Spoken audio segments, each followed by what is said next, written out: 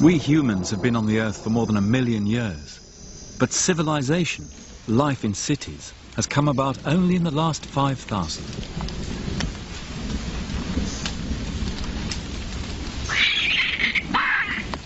Through history, civilizations rose and fell, carved out of nature, dependent on nature.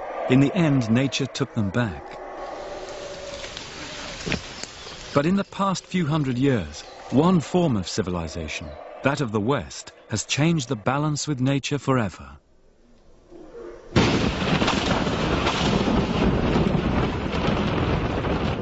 And now, it is civilization itself which has become the central problem of our planet. To understand why, we must look afresh at how we see history.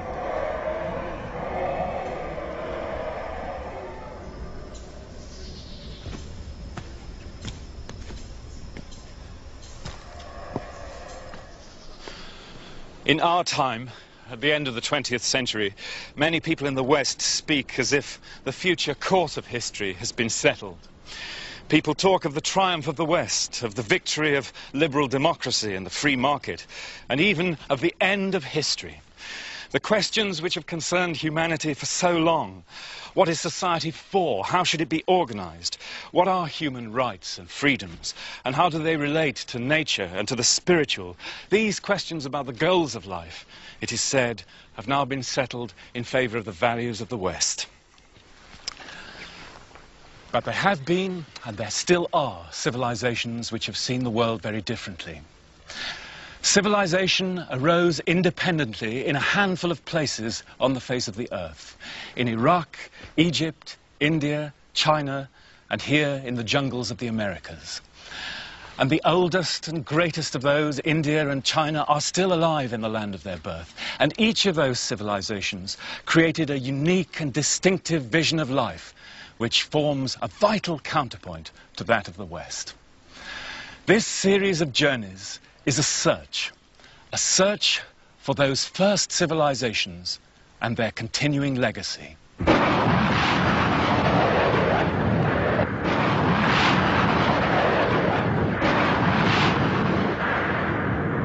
It's through such images that the West has come to know Iraq.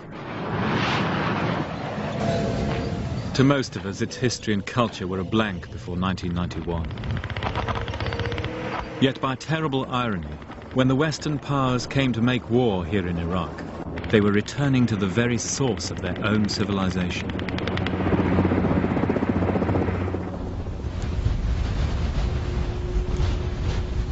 This journey was made on the eve of the Gulf War.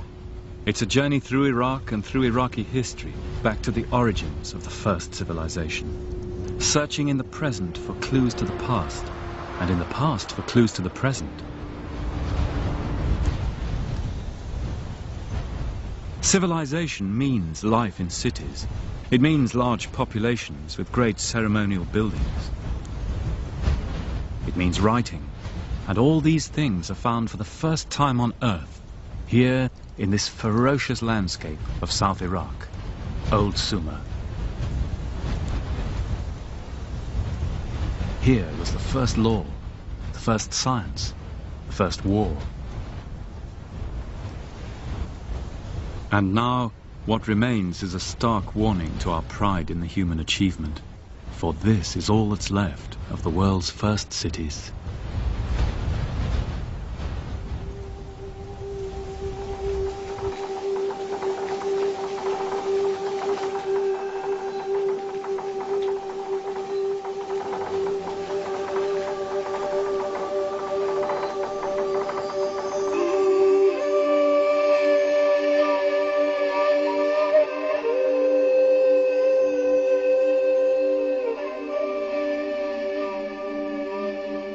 Civilization was born on the banks of two rivers, the Tigris and the Euphrates.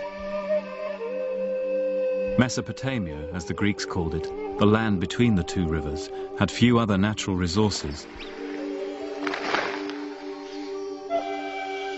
No stone, no wood or precious metals, only water and a rich alluvial soil with which a hard-working people could transform a land of scarcity into a land of plenty.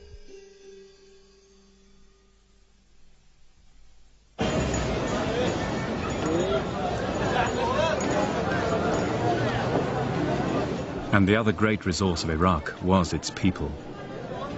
Iraqis are a mixture of Arabs, Kurds, Turks, Persians, whose ancestry goes back to the mysterious people who created the first civilization, the Sumerians. Their character today is still the same as in their ancient proverbs: long-suffering, resilient, hard-bitten, pessimistic. Heirs to a brilliant but terrible history, repeatedly conquered by their neighbors, or brutalized by rapacious military regimes whose conception of justice was an iron fist in the land where law was first devised. Not surprisingly, they were a people who pondered deeply the meaning of life.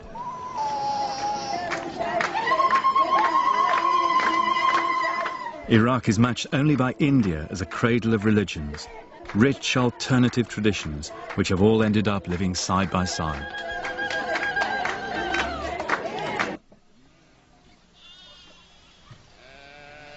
The history of Iraq, then, is rich in splendors and sorrows, the most gifted of civilizations and yet the most tragic, the first attempt by humankind to bring people together in organized societies with a measure of happiness.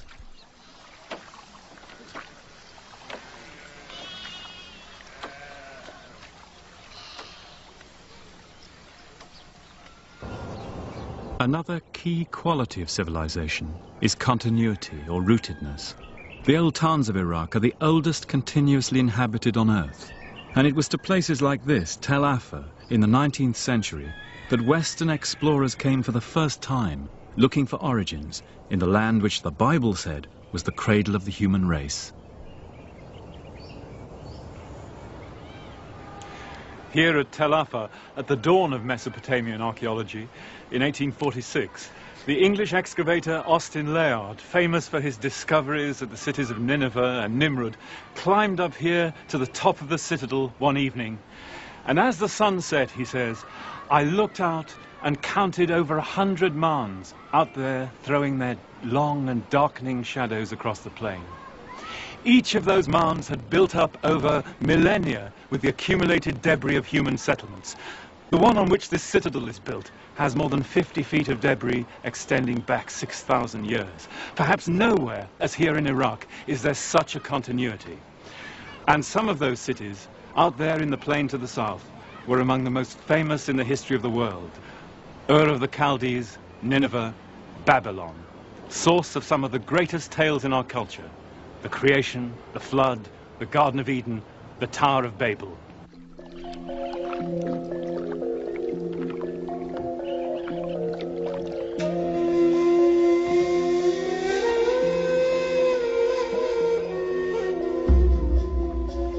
Those stories all come from the magical landscape of Iraq's deep south. Here, on the edge of the great alluvial plain of Sumer, is a wild and beautiful marshland where the Tigris and Euphrates meet. This was the biblical Garden of Eden.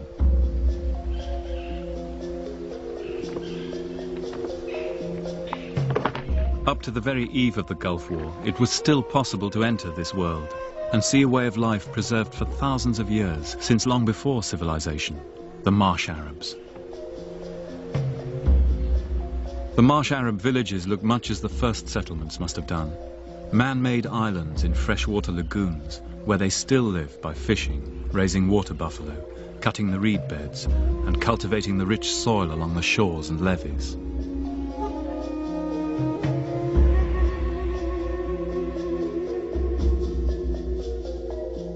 Their reed houses, some nearly 100 feet long, are still built in the same fashion as was depicted 5,000 years ago in the art of Sumer.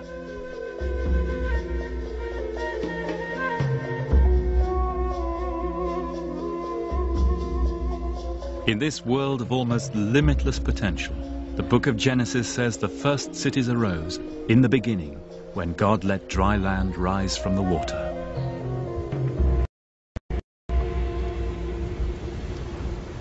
And in the beginning, said the Sumerian myths, was Eridu.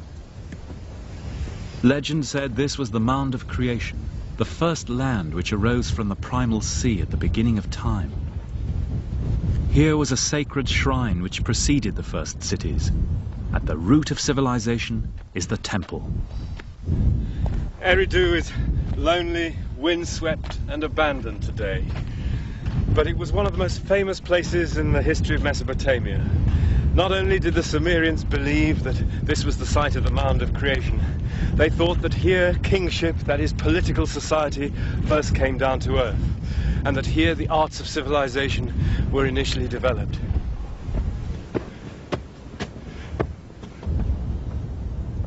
It originally stood on a great sea of fresh water stretching out to the south, the Apsu. And the great temple here, the most famous shrine in Sumer, was named after it, Apsu, named after that primeval ocean of sweet water out of which all human life and all natural life came, so they believed. And in fact, when the archaeologists dug deep into the temple hill, they discovered, around the time of 5000 BC, a little sand mound surrounded by a reed fence with a tiny chapel on it, marking the site of that mound of creation. Hard as it may seem in this blasted landscape, but we're in the area of the original Garden of Eden. For what the Bible calls paradise, Eden was simply the Sumerian word Eden, the wild grassland of the south, the natural landscape before the arrival of the city. And picking over the debris of paradise, it's hard not to see the psychological truth of the Bible's story, that the very beginning of our ascent to civilization was also the fall, when we tasted the fateful fruit of the tree of knowledge, the means by which we would become masters of the earth, and yet eventually gain the power to destroy it and ourselves. Truly a devil's bargain.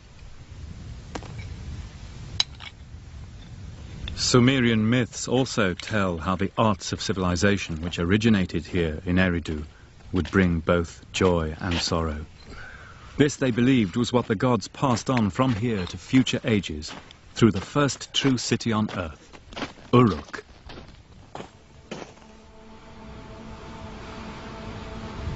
To get to Uruk today, you cross southern Iraq, skirting Ur and Nasiriyah, names familiar now after the war of 1991.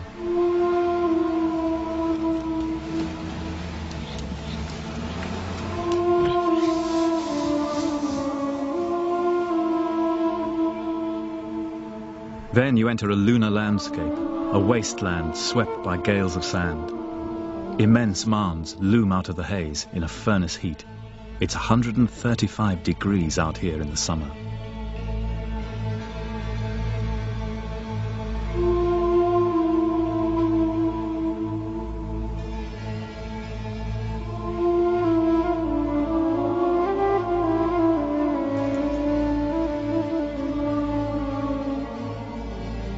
Finally, you come to a city gate, still visible after nearly 5,000 years. Its approach silted with a deep tide of pottery and bones.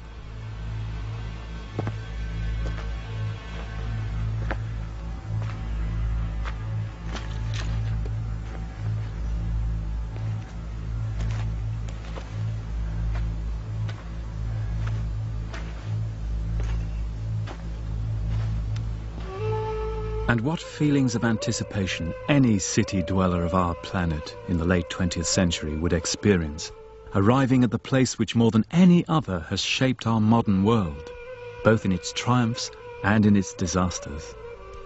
The first Westerner to stand here in modern times, the Englishman William Loftus in 1849, was simply astounded. "Of all the desolate sights I ever beheld," he said, "that of Uruk incomparably surpasses all." Still 50 feet high, the line of eroded walls curves round to the horizon. In the center of the city are the ruins of a great stepped tower, a ziggurat, on which had stood the temple of the city's goddess, Inanna, whom we know as Ishtar. The first city began as a religious center.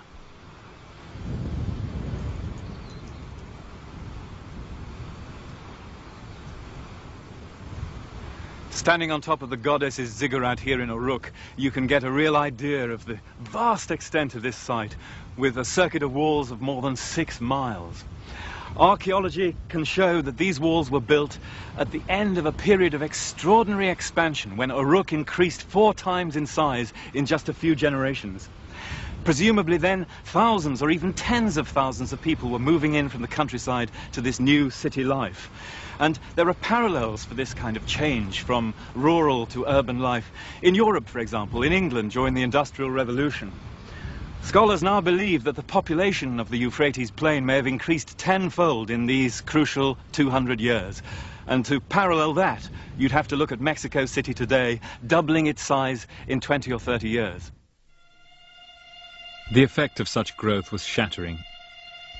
As far as the eye can see, this salt-encrusted plain was once big wheat country, with grain yields as high as the Midwest and Canada. But the need for more land, more intensive cultivation to feed an ever-growing population, eventually devastated the landscape. We know now that civilization inevitably destroys the environment, but they discovered it here for the first time. The question was the same for them as it is for us today: how to balance the fertility of the earth against the voracious demands of the city. The watchman at Uruk, Muha Abu Gumar, lives out here with his family. He belongs to one of the Montefic tribes who inhabit this part of the desert. His forefathers fought the Turks, the British, indeed anyone who tried to impose their rule on the south from the outside. Now what is this then? White temple. Yeah. And this is Sumerian? From Sumer, yeah. He knows the site like the back of his hand, down to the deep levels. These massive foundations of old Sumer, a stone-built storeroom from 3000 BC for temple food and beer. Alcohol is a Mesopotamian word. God, this is amazing, isn't it? Really? So, after Parthi and with the ups and downs of any living organism, the city lasted through to about 300 AD. But by the Arab conquest it was dead, after a life of over 5,000 years.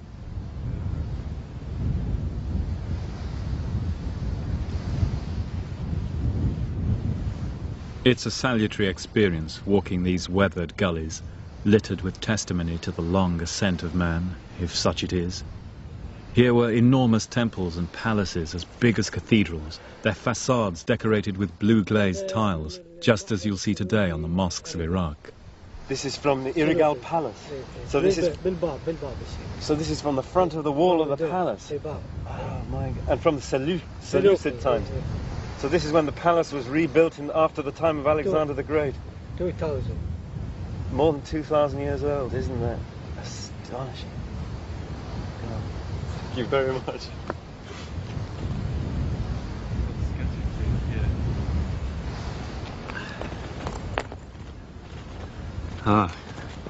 هذا عصر العبيد تاريخه 6000 سنة قبل الميلاد. So this is Obeid. Obeid. So 6,000 years. 6,000. And this. But what is this here? What is this, Mr. Muha? عملة بارتية.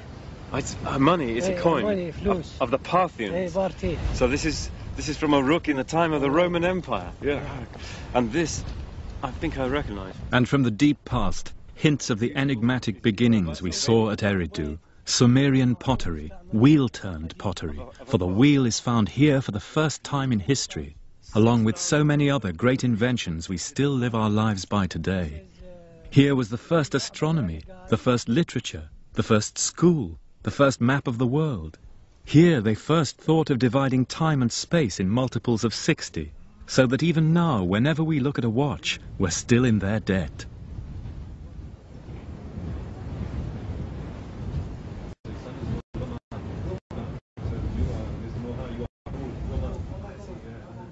Inside Muha's guest hut, within the old walls, we're the only inhabitants of Ishtar's city tonight. It's wonderful to be here.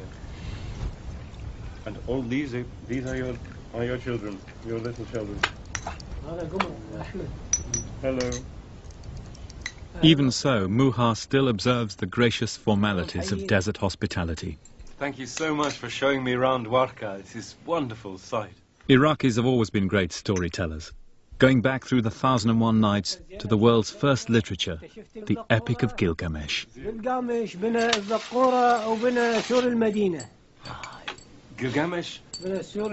the walls. Yeah. Gilgamesh built the walls. King of Uruk, first and best of heroes. His was the original tale of the flood and the great ark, known today to almost every child across the world. His last adventure was the futile quest for everlasting life, model for all searches from the Odyssey to the Holy Grail, Star Wars and Indiana Jones. And we know his story because of writing. Writing is first found in the world here in Uruk, maybe invented in this city by some unknown genius not long before 3000 BC. Without writing, there could be no civilization. And it was through writing that we humans found a kind of immortality, passing on our memory to posterity, so that even now we can go back with them, as they would say, to a far-off day, on a far-off night, in a far-off time, in Uruk, as the scribe writes, Gilgamesh, what you seek you will never find. For when the gods created man, they let death be his lot, eternal life they withheld. Let your every day be full of joy, love the child that holds your hand, let your wife delight in your embrace, for these alone are the concerns of humanity.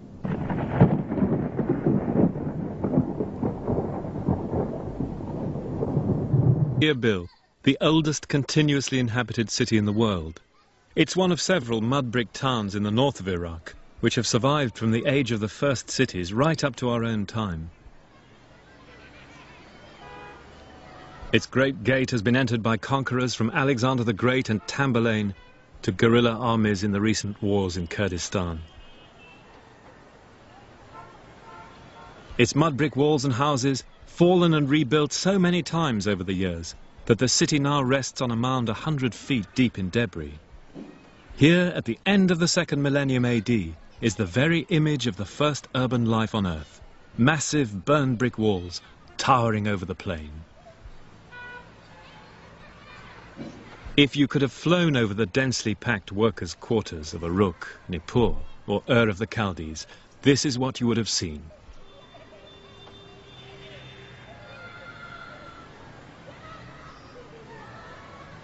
And within the walls of Erbil, we can still get an idea of how people lived and how society was organized in those first cities of old Sumer. For here the past literally is still alive. Inside the old citadel at Erbil, you find yourself in a maze of narrow lanes and alleyways fanning out from the main gate.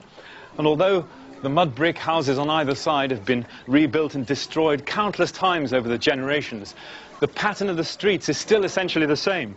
There are 800 families here today, that's 4,000 people, organized into neighborhood wards just as they were in Ur and Nippur. So these were small-scale, face-to-face communities which knew each other or were related by kinship or marriage or from the old village, perhaps with a local shrine and a tiny little market, rather like later Islamic cities where each ward had its mosque, its souk and its bath.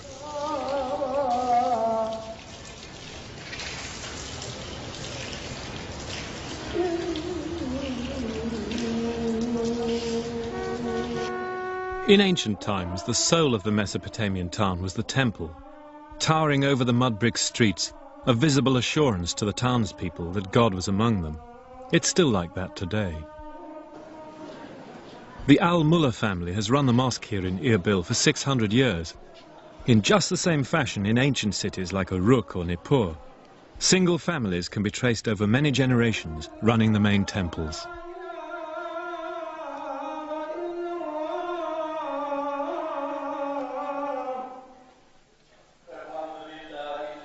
In this little corner of Iraq, the gods have come and gone.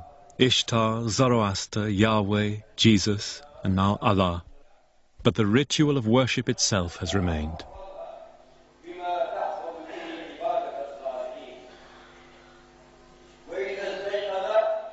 And on this spot where the oracle of the goddess Ishtar once stood, there's been continuous worship for longer than anywhere else in the world. In such continuity, perhaps, lies one of the defining qualities of civilization.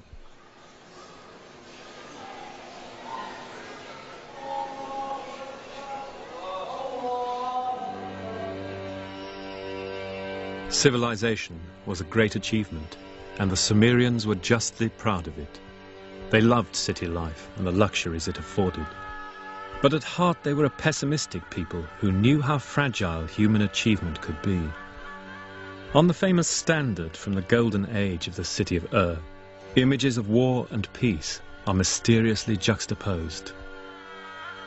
One of the great Sumerian myths tells how the goddess Inanna brought the arts of civilization from the god of wisdom, Enki of Eridu, like Pandora's box. Here were the delights of society, exquisite craftsmanship, beautiful clothes, the arts of sex and music. But civilization has a darker side, said Enki, which has to be accepted along with the good. There was the art of being mighty, the art of being kind, the art of straightforwardness, the art of deceit, the art of kingship, justice, and the enduring crown. The resounding note of a musical instrument, rejoicing of the heart, the kindling of strife, the plundering of cities, the setting up of lamentation, fear, pity, terror. All this is civilization, said the god of wisdom. All this I give you, and you must take it all with no argument, and once taken, you cannot give it back. In around 2000 BC, signs of foreboding swept Sumer.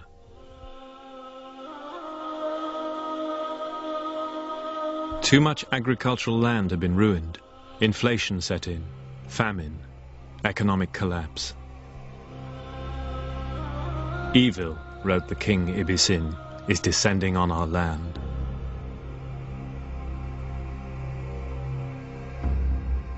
Then all the cities of Sumer were smashed by a coalition of ancient enemies from Iran and the desert.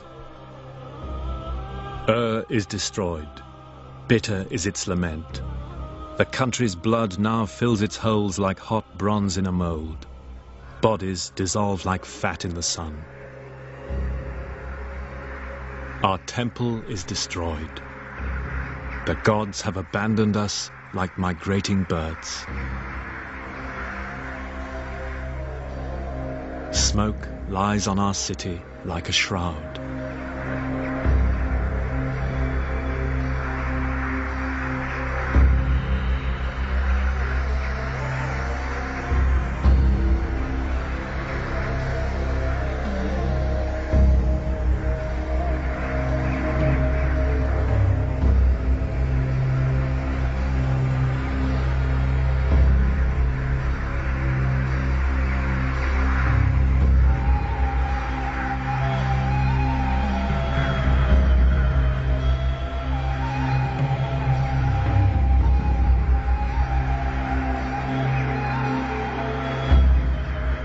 Their lament has echoed down the ages, to be heard again at Troy, at Dresden, at Hiroshima. And how loaded with meaning it is for we of the late 20th century. For now we too have seen the columns of smoke hanging over Mesopotamia like a shroud.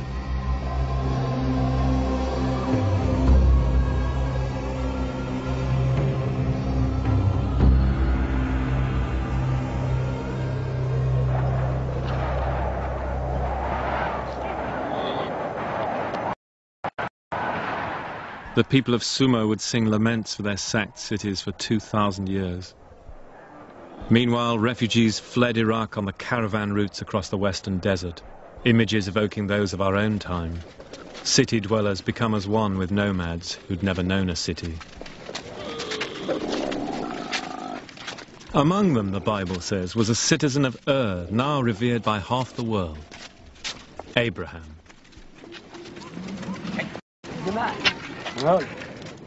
Witnesses to the ruin of civilization, faced by the unyielding harshness of nature. Cast out of Eden, for such people perhaps the old gods had failed. For Abraham, son of an idol maker in the old city of Ur, the disaster sowed the seeds of an idea which would change the world. An idea of stark simplicity, a single God, God the Father.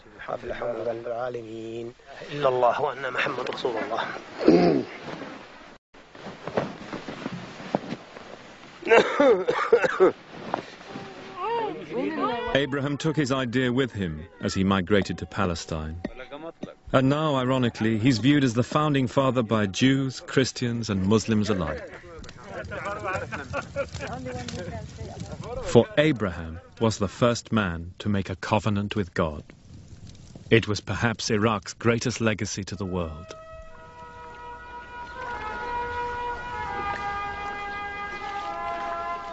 In the 7th century AD, Arab armies bearing the new faith of Islam swept into Mesopotamia, here at the cliff which gave the land its name, Al-Iraq. The coming of Islam to the land of Abraham was in a sense a homecoming, culmination of a long trend in the spiritual life of the Near East. Babylonians, Assyrians, Greeks and Persians had all ruled this intractable brown land in long cycles of growth and decay. And gradually, through the triumphs and disasters, the people had come to view God with an attitude of unquestioning submission. And so the way was paved for the coming of Islam to the cliff which gave the land its name, Al-Iraq.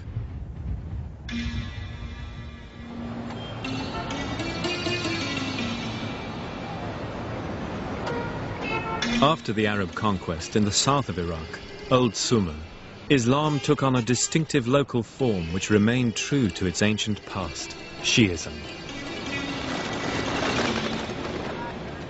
In the sacred city of Karbala, the Shiites carried the ancient Sumerian tradition of lamentation close to their hearts, as no other faith has done. And so it had been for thousands of years before Islam. Even the physical appearance of the great mosque of Imam Hussein at Karbala recalls the buildings of Old Sumer, with its mosaics and the same blue tiles which had adorned the shrines of Uruk.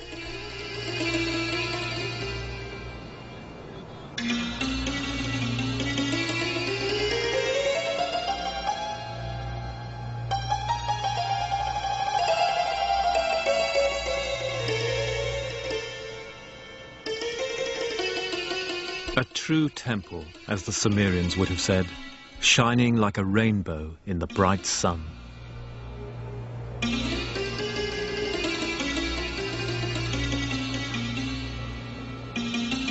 Shi'ism remains today the religion of the farmers and peasants of southern Iraq, Old Sumer, ruled since the Arab conquest by Sunni Muslim masters in Baghdad. In 1991, at the end of the Gulf War, Karbala was devastated as the Shiites rose again against their overlords. Once more, the sacred shrine of Sumer was sacked and desecrated. And as so often before, the people of the south were left to lament.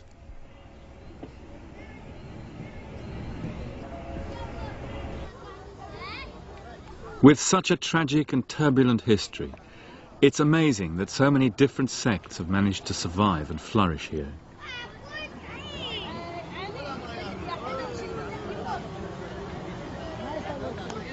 This is a Mandean wedding.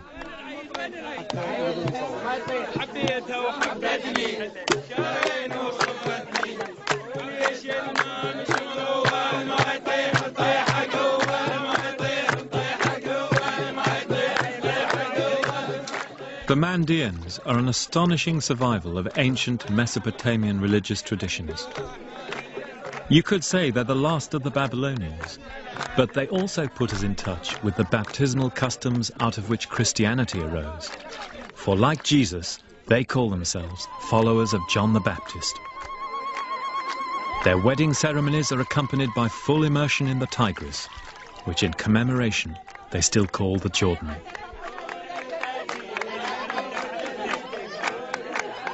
This is perhaps as near as we can get today to the culture in which Jesus lived.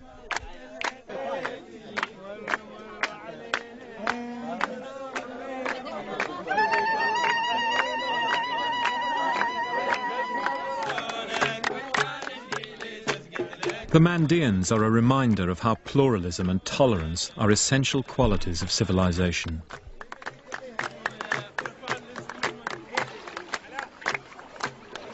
A reminder, too, of how ordinary Iraqi people, despite the catastrophes of their history, have preserved tenaciously the things they hold dear.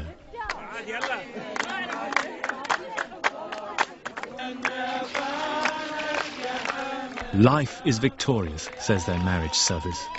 And indeed, what if a man gain the whole world and lose his soul?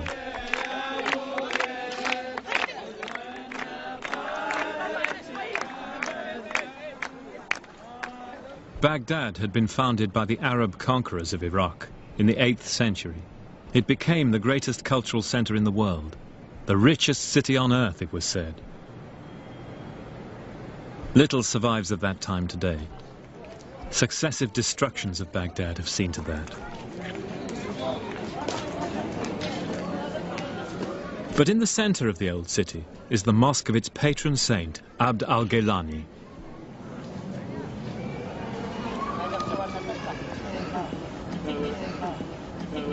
This was built at a time when colleges and philanthropic institutions were created throughout Islam, before the universities of the West, before Oxford, the Sorbonne and Bologna. The civilized atmosphere of its courtyards brings to mind the great scholars of the past who learned and taught here. Scholars who translated the sacred books of the Jews and Christians, as they said, that we might better understand the decisions of God. Humane learning, wrote one of them, Abd al-Latif, leaves an aura like a ray of bright light shining on those who come after.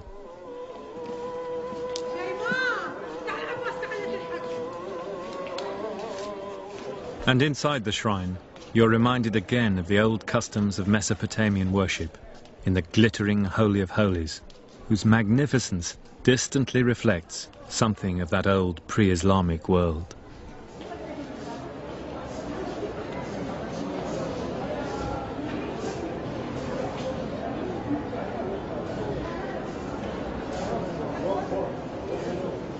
Saint, poet and mystic, al-Gaylani was founder of one of the great Sufi orders. And to pause for thought here in his shrine is to feel what a dynamic force Iraqi Islam, Shia and Sunni, has been through history. But now, at the end of the 20th century, however much the rich and complacent West may wish it otherwise, Islam is once again a great power in the world. A beacon for the dispossessed peoples of Asia and Africa, an idea for which people still live and die. From the time of Harun al-Rashid, Baghdad was one of the 3 greatest cities in the world, along with Constantinople and Xi'an in China. And like them, it was one of the great transmitters by which the cultural legacy of the ancients was passed on to the medieval and modern world. It's often forgotten in the West, but much of the Greek scientific and philosophical legacy was passed on to us by Arab scholars. And here in Baghdad in particular, the Mesopotamian legacy in astronomy and mathematics is found in medieval Arab texts, like this one. The library here at the Gaylani Mosque was founded in the 12th century, and some of its books date from that time, like this beautiful Quran. But it was one of the great tragedies in the history of Iraq that this period of high culture in Baghdad was cut short by the devastating Mongol attack of 1258, when the city was totally destroyed. And in the aftermath, one of the survivors left this poignant note. I recovered this book from the river Tigris, where it was thrown by the Mongols. Year of the Hijra, 656. That's 1258 in the Western calendar. I am poor for the mercy of God.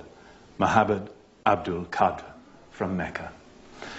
A testimony to enduring faith, not only in God, but in the power of the written word to create civilization.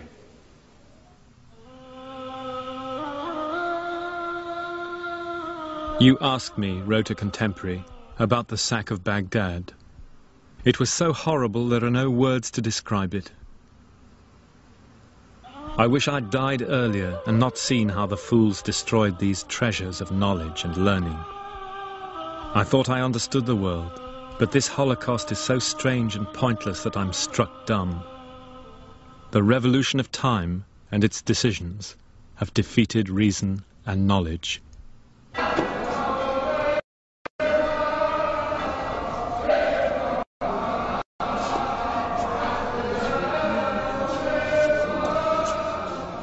The destruction of Baghdad in 1258 and the wrecking of the irrigation canals was a turning point in the history of the Middle East.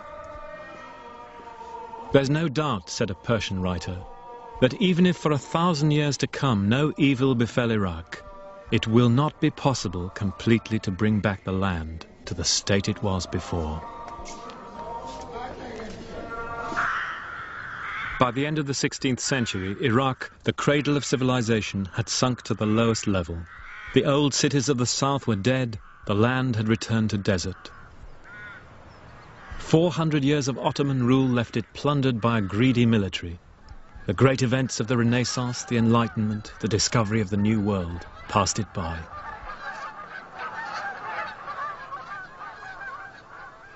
Up here in the north, though, the old traditions of urban life hung on. This is Mosul. The 12th century Arab traveller Ibn Jubayr describes its lovely river frontage, with latticed windows and balconies. There could be no finer or more beautiful place than this, he said wistfully, to sit in the evening overlooking the river Tigris, talk to the people here who are cheerful, soft-spoken, kind and generous to strangers, fair in their dealings, civilized people.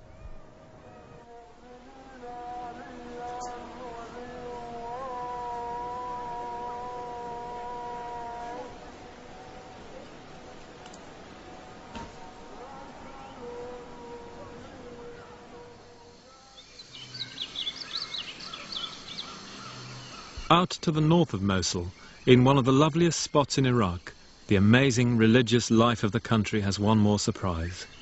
Our journey, which started in the Garden of Eden, has brought us finally to the domain of the Prince of Darkness, Satan himself. This is the shrine of the Yazidis.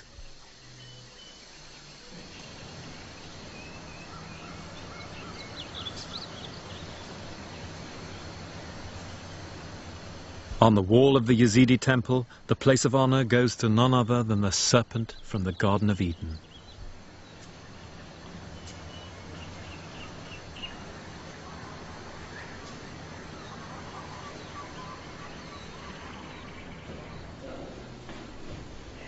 Once unfairly branded as devil worshippers, the Yazidis believe that the real power in the world is Satan. It's Satan who dispenses good and evil, sickness and health, and so he needs careful and regular propitiation. Keeping a weather eye on the active presence of evil in the world, in their own way the Yazidis have come to terms with the devil's bargain of Iraqi history.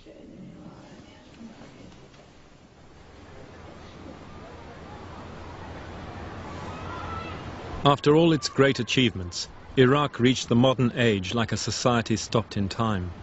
Right up until the 1920s, its ancient towns looked no different from those of the 3rd millennium BC, save that the ancients built bigger and better and had a higher standard of living.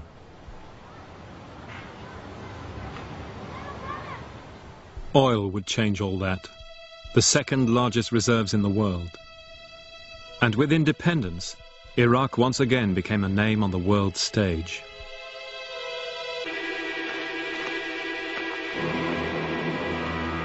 The final step of this new order was to restore the most potent symbol of that ancient past, Babylon itself. Babylon the Great, as the Book of Revelation calls it, the mother of harlots and the abominations of the earth.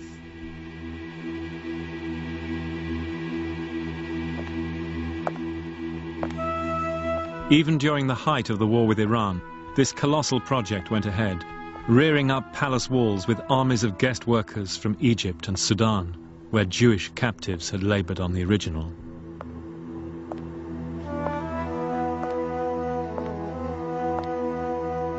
And in the rebuilt palace, every 50th brick was stamped in Arabic, restored in the era of Saddam.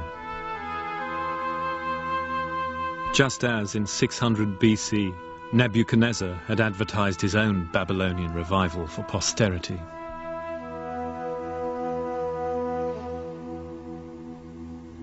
The message to the world from the late 20th century rulers of Iraq was simple. Mesopotamia, they said, had emerged once again from the darkness to become a bright light of civilization.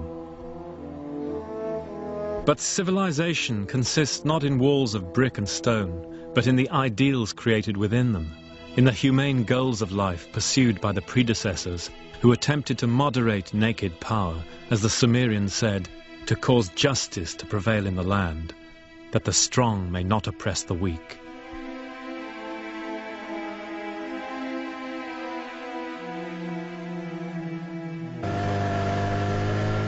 On the eve of the Gulf War of 1991, I returned to the marshes of southern Iraq. They'd been ravaged and then drained in the aftermath of the war with Iran. The water level had sunk. The waving green reed beds were now shriveled and brown.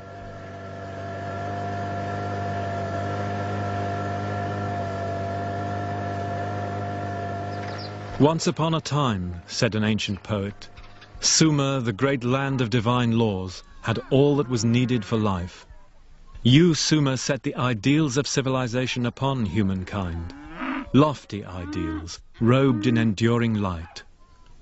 Once upon a time, when there was no fear, no terror.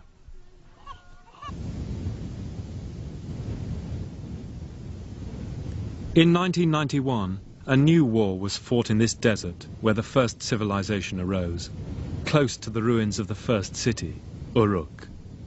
Another war fought over the natural resources of the earth on which we all depend. Another war supposedly for civilization against barbarism. It is as if history has come not to its end, but back to its starting point.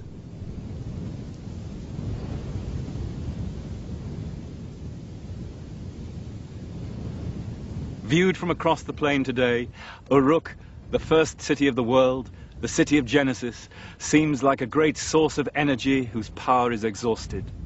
The wheel of history has turned full circle here, back to the conditions which held in the beginning, before the Sumerians patiently labored to turn this monochrome landscape into emerald green fields stretching as far as the eye can see, before they sailed their gaily festooned boats up the old track of the Euphrates from Nippur to rejoice in the spring festivals of the great goddess.